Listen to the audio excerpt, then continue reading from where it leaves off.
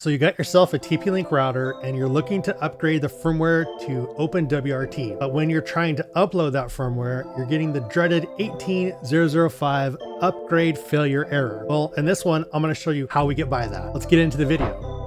Hey, what's up everybody? Welcome back to the channel. Today we are going to install OpenWRT on an older TP-Link router. This is the Archer C7. I think it's the AC1750. I have version 2, and let me show you the error we're getting. So let's head over to the TP-Link router and take a look at this error. Something I want to note really quick is before you do all this, there is the risk that you could brick your device. And what that means is you install the firmware and maybe there's an error in the middle of it, or the power goes out or something, and it renders your device useless. So I just wanted to make sure before you get into this, a disclaimer there that you could brick your hardware and break it. I just want to make sure you know the risks.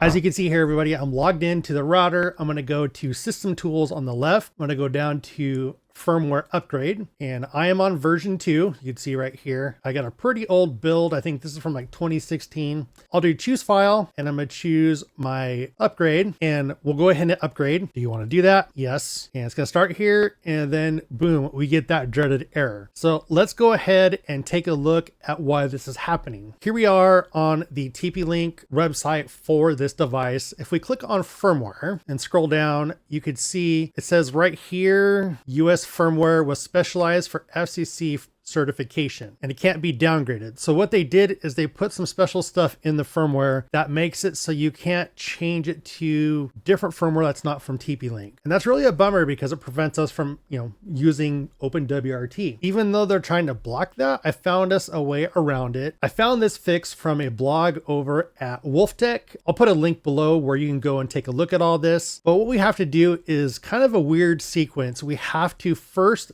downgrade it to a version of DD-WRT, not what we want to use, but we have to do that. So we'll downgrade to that. Then we will install an earlier version of the TP-Link hardware that doesn't have that FCC certification block. Once we do that, then we'll be able to install OpenWRT. I'll put a link in the description below of where you can get all these files, so don't worry about that. So the first thing we need to do is download the specific version of DD-WRT. Before we do this, there's two things I want to note. One, you have to be plugged in to the router via a network cable. You can't do this over Wi-Fi. And second, if there's anything on this router, like settings and stuff that you want to save, because maybe you want to go back to the TP-Link firmware, make sure you back that up. You can do that under System Tools, and then there's Backup and Restore. So make sure you do that. But what we're going to do here is on Firmware Upgrade, we'll choose our file. What we want to do is click that factory to DD-WRT-US bin that we downloaded. Again, a link down below. We'll click open, and then we'll click upgrade. Yes, we want to upgrade. And here it's going to go through the process of flashing that firmware. And when it reboots, we're going to go ahead and log in to DD-WRT. And here we are. We are now booted up and into the login screen to DD-WRT. Something to note on the TP-Link router, so far we've been into 192.168.0.1 is its address. Well, once you install DD-WRT, it changes that default address. It is 192.168.1.1. Once you go there, you need to set up a username and password. This stuff doesn't matter because we're just going to flash a different firmware up to it. So do whatever you want. I'm just going to go admin, and then I'll go password. We'll change that password. And here we go. We are logged into DD-WRT. The next thing we need to do is install the really old TP-Link firmware. So we'll go up to administration. We need to log in. And now we click on firmware upgrade, and we need to choose our firmware here. So it says after flashing, reset to, don't reset. We'll choose our file, and this one is going to be the Archer C7 V2 web revert. Do that, and we will do upgrade. This will take a little while, then it'll reboot, and we'll be back into the TP-Link firmware.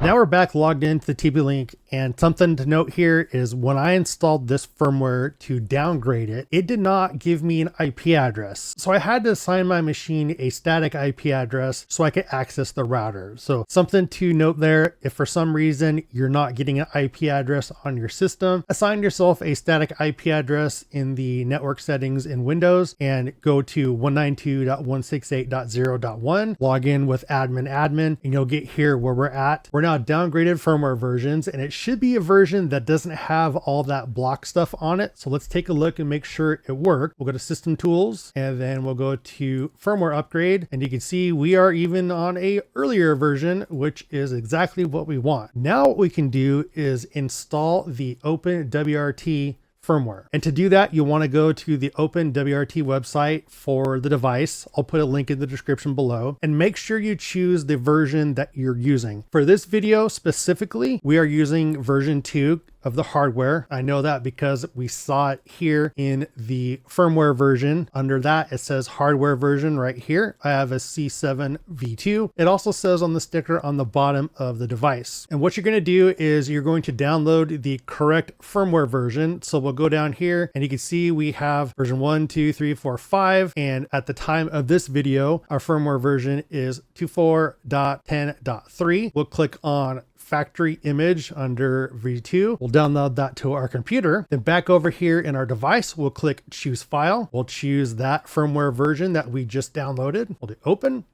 And then we'll click upgrade. But you can see here, it says, please choose a file to upgrade. And the reason it's doing that is there are limitations to this version of the firmware. It doesn't know how to read that long name. So we need to rename that firmware we downloaded. I renamed the file. I called it firmware.bin. I'll choose file there. We'll do firmware.bin. We'll click open, and then we'll click upgrade. Are you sure you want to upgrade? We'll click OK. And now to go through and install OpenWRT onto our TP-Link router. Once that's done and rebooted, we'll come on back.